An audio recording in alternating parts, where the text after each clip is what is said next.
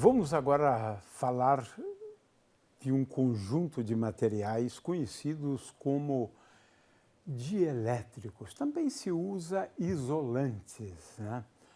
Pertence a uma outra categoria, diferente do caso dos condutores. A questão é como um dielétrico ou um material dielétrico reage quando aplicamos um campo externo a ele. Essa é a questão. Para resumir, nós dizemos que o material se polariza, essa é a palavra certa. Como resultado da polarização, o campo elétrico no interior do material fica enfraquecido. Né? Fica enfraquecido por uma grandeza física conhecido como constante dielétrica. Muito bem, então esse é o resumo. É importante que os alunos consultem o texto, porque essa aula aqui vai ser muito resumida. Né? Muito bem. Então, nós classificamos, né, os materiais na física clássica entre materiais condutores e isolantes só. É claro que a física quântica introduz agora o conceito de materiais semicondutores fantásticos, importantíssimos na microeletrônica. Mas aqui estamos falando da física clássica, só dois conjuntos. Né? Vamos assistir aqui a alguns poucos segundos, eu acho que bastaria 30 segundos, né, para a gente perceber o que acontece, né, quando a gente aplica o campo elétrico a um filetezinho de água. Vamos ver o que acontece.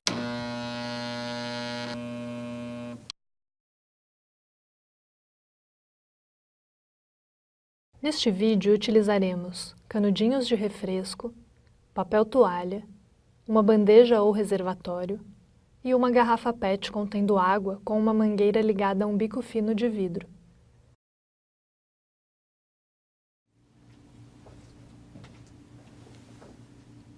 Iniciamos o experimento posicionando a altura da saída de água, de modo que se forme um filete fino de água com um fluxo laminar.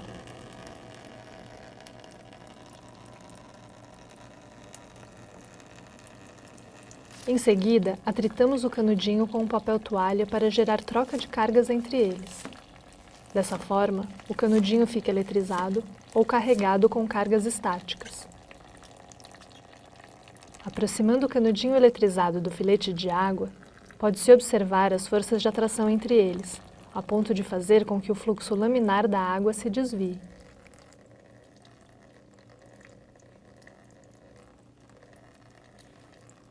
Esta interação ocorre devido ao campo de forças em torno do canudinho eletrizado, chamado de campo elétrico. Este campo elétrico atua fortemente no filete de água, que é formado por moléculas polares, ou seja, possuem polos elétricos positivo e negativo.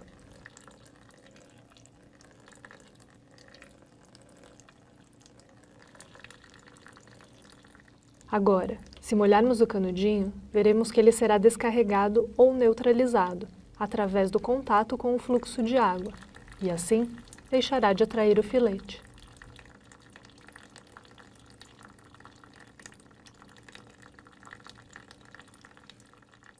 Muito bem, então vamos começar falando da polarizabilidade elétrica de átomos. Quando eu tenho um átomo neutro, acontece isso, né? As cargas positivas do núcleo estão aqui, nessa região do núcleo. As cargas negativas estão em torno do núcleo. Agora, veja só o que acontece com um átomo quando eu aplico um campo elétrico externo.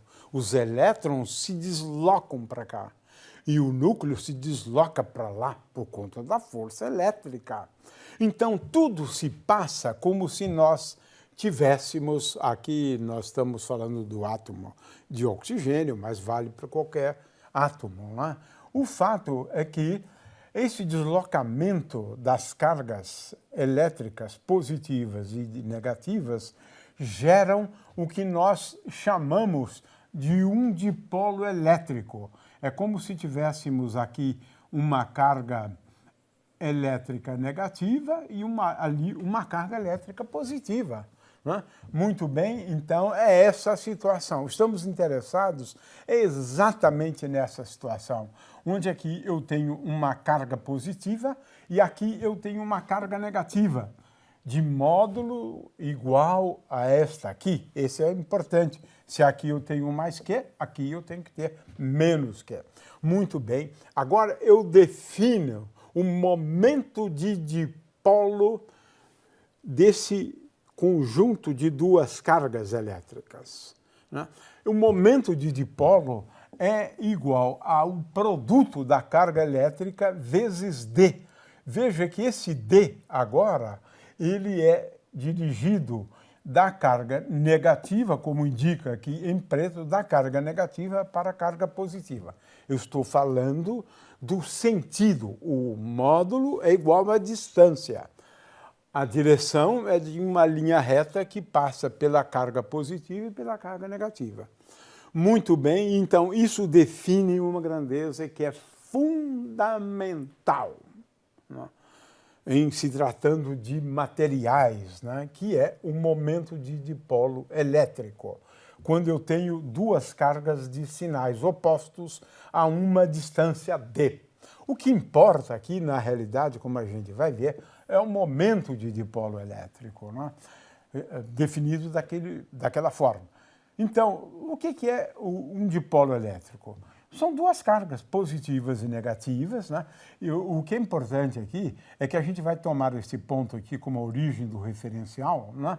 E agora eu vou considerar pontos fora dessa distribuição de tal maneira que o raio vetor de posição tenha coordenadas x, y, z, mas o que é relevante, né, é que x seja a coordenada muito maior do que d, y muito maior do que d e z muito maior do que d, sendo que d é a distância entre as duas cargas. Essa é a situação que me interessa. Eu vou calcular o potencial nessas circunstâncias aqui. Agora, não é muito difícil calcular, não, né?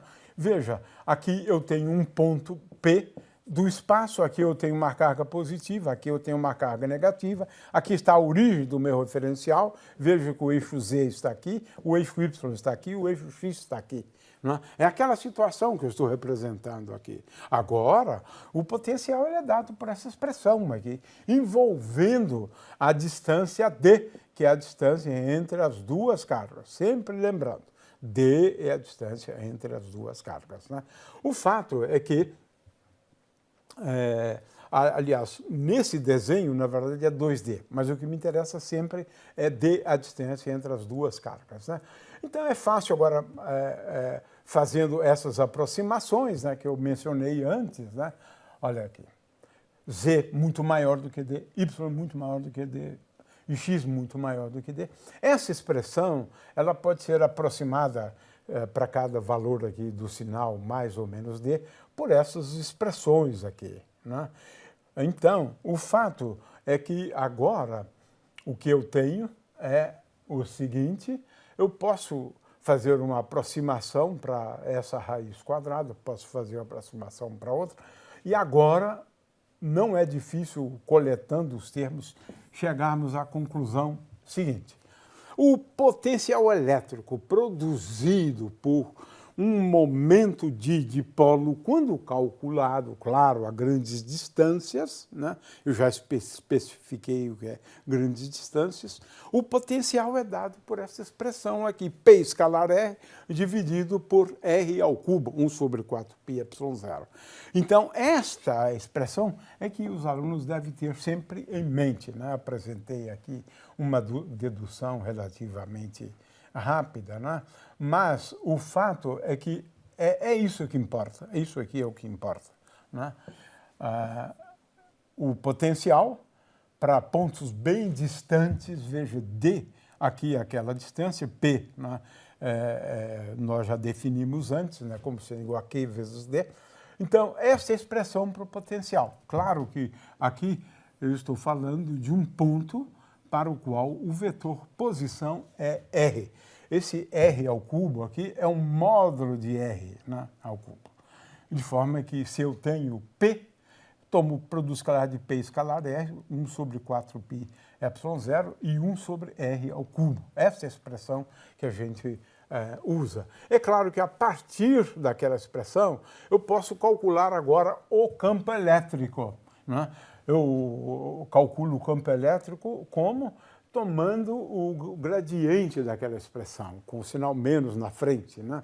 Eu quero chamar a atenção para o fato de que eu coloquei à disposição de vocês, né, como material de apoio, o que é gradiente, o que é divergente rotacional.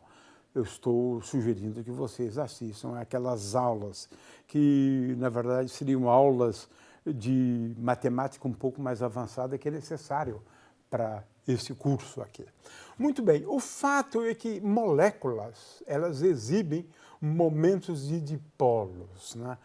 Em geral, permanentes, como é o caso da água, mas algumas delas temos momento de dipolo elétrico induzido pelo campo externo. Então, temos dois tipos de momentos de dipolos de moléculas, induzidos e permanentes, né?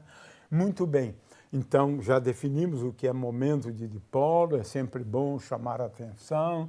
P está definido aqui, né? E a expressão, né, para o campo elétrico depende de considerarmos as derivadas, né, que eu mencionei antes, né, e o potencial eu já escrevi a expressão. O fato é que o momento de dipolo de moléculas ele é muito pequeno e por isso se usa uma nova unidade, né, conhecido como o debye, né?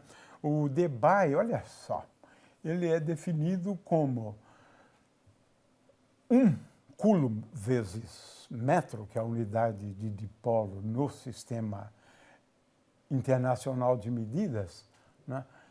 Ele é igual a 3 vezes 10 a menos 29 debye. Então, debye é uma unidade realmente adequada, né, para se calcular momentos de dipolos de moléculas, né?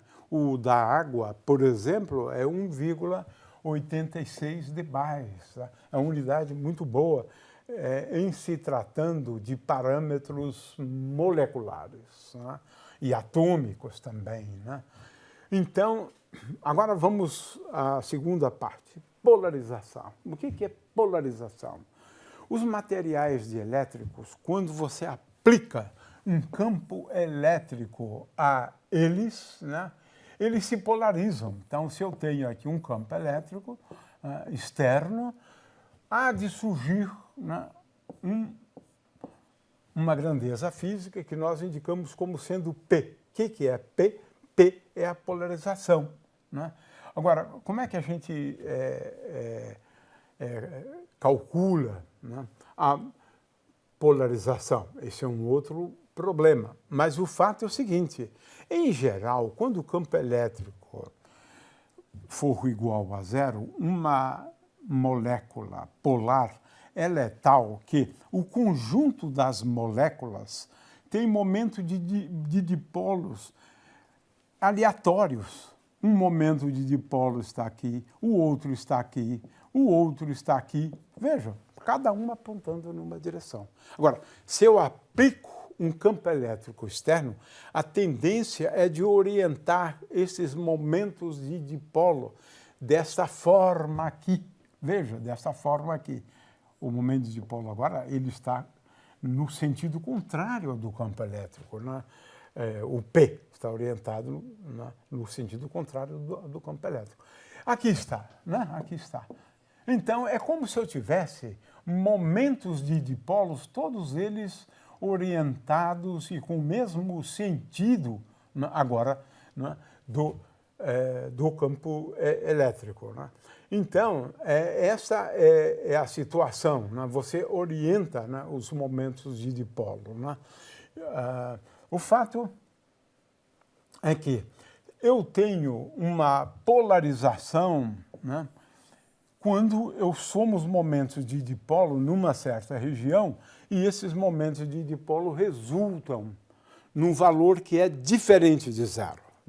Então, se eu somar os momentos de dipolo e encontrar um valor diferente de zero, eu digo que aquela região, né, dentro do material está polarizado, ou que o material como um todo está polarizado. Então, defino agora, né, a polarização do material como sendo a grandeza P, né? Veja, agora eu introduzo um novo campo, né, que é o campo de polarização do material. P depende de x, y, z, como estamos indicando aqui.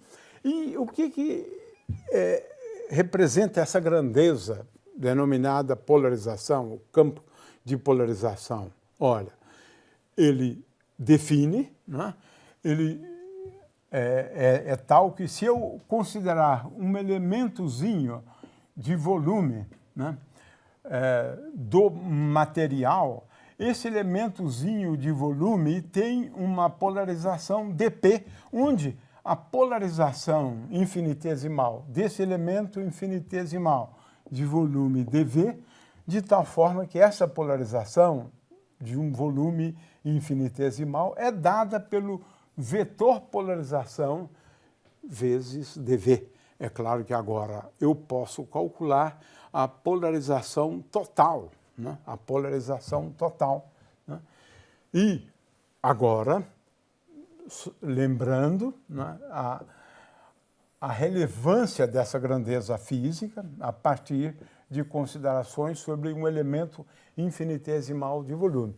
Ora, se eu sei, né, se eu conheço a polarização, então dp, para qualquer elemento de volume, é igual a P vezes dx, dy, dz.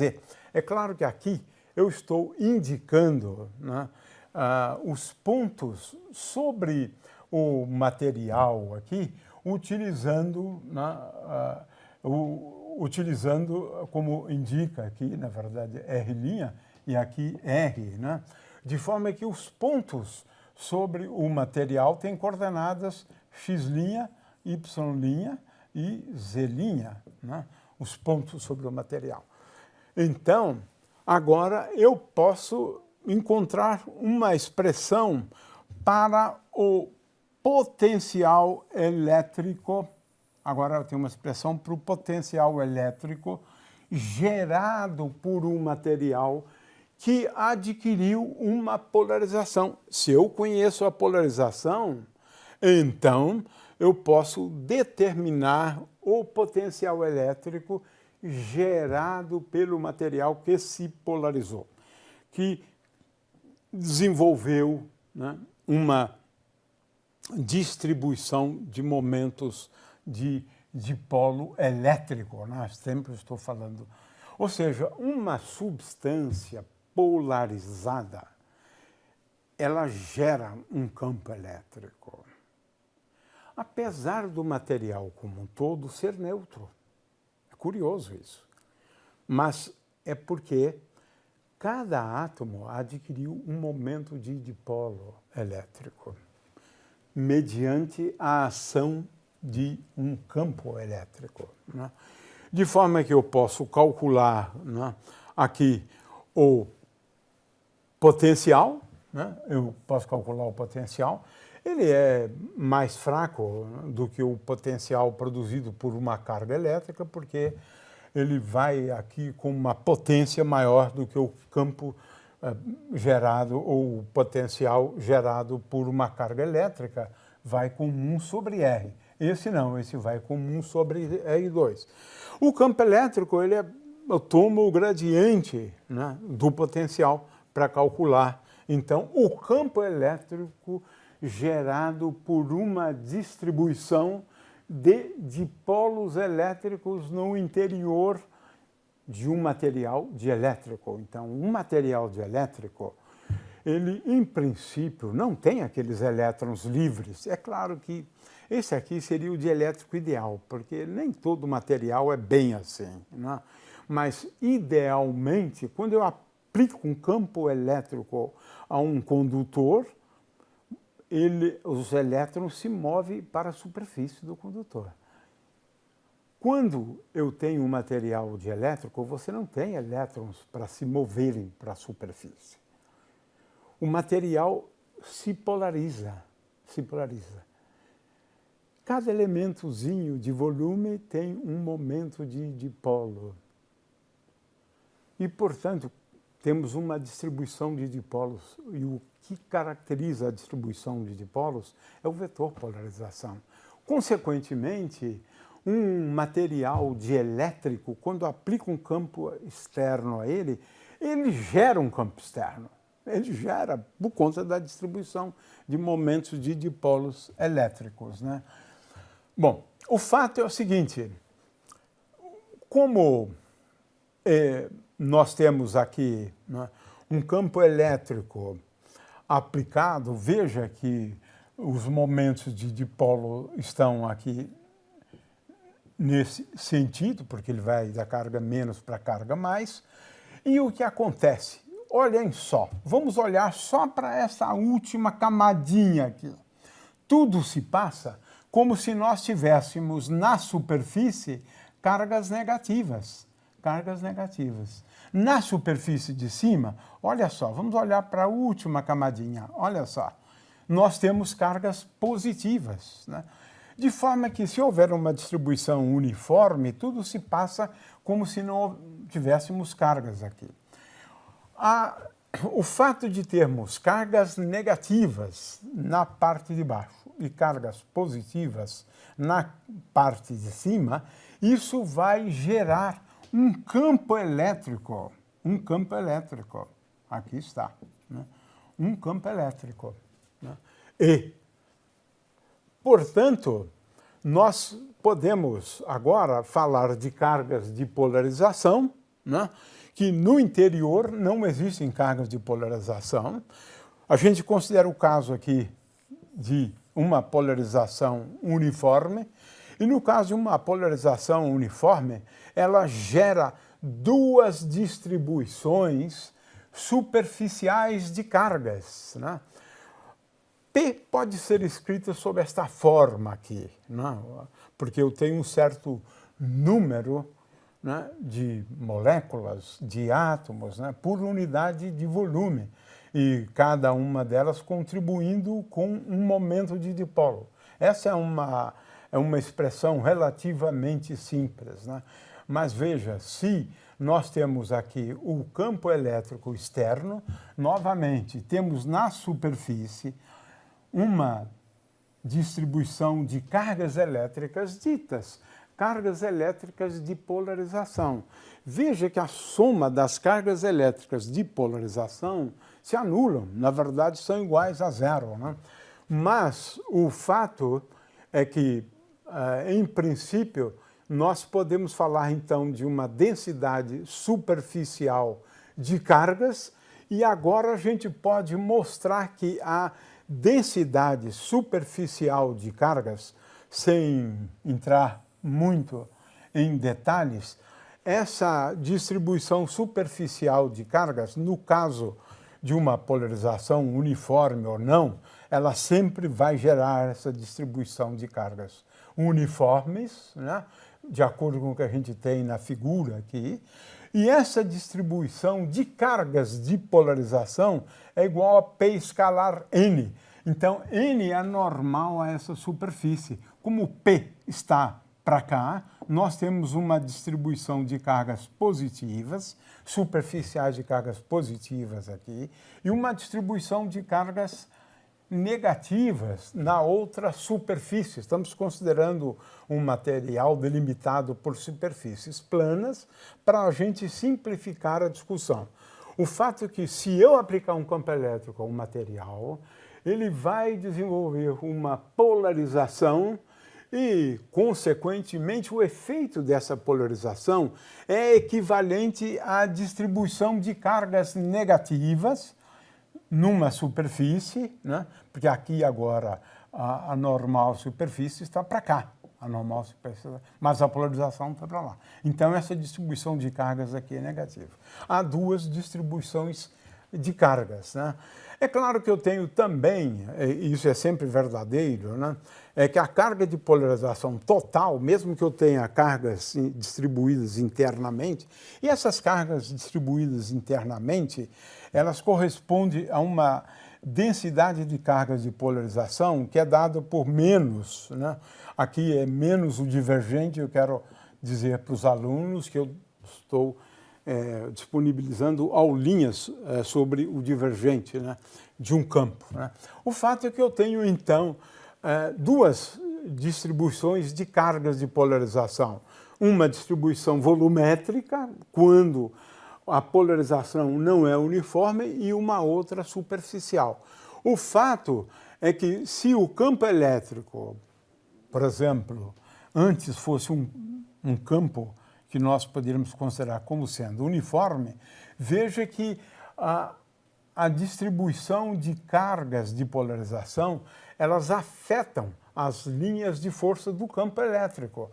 O campo elétrico era uniforme, mas agora já não é mais uniforme, porque o material, ele mesmo gerou um campo elétrico por conta da distribuição de momentos de dipolos, e essa distribuição é caracterizada pelo vetor polarização, né?